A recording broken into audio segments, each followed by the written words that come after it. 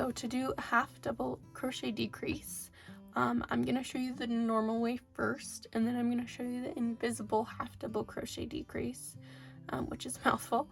The invisible half double crochet decrease is just a lot better for amigurumi.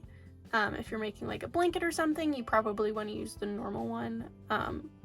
For some reason, when you're using a thicker gauge, a larger hook, for some reason the normal one looks better than when you're using a smaller hook and doing tighter stitches. I'm not sure why, that's the way it is.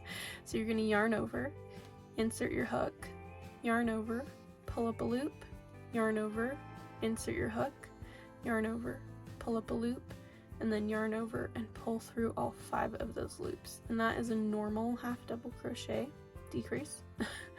And then for the invisible one, you're going to yarn over, insert into that front loop of the next stitch and into the front loop of the stitch after that.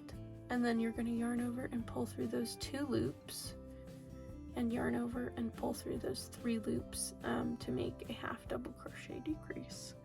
I'll show you that one more time.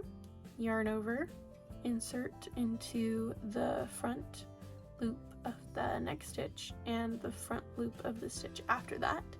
Yarn over and pull through 2 loops there, and yarn over and pull through 3 loops. And that's how you do a half double crochet decrease.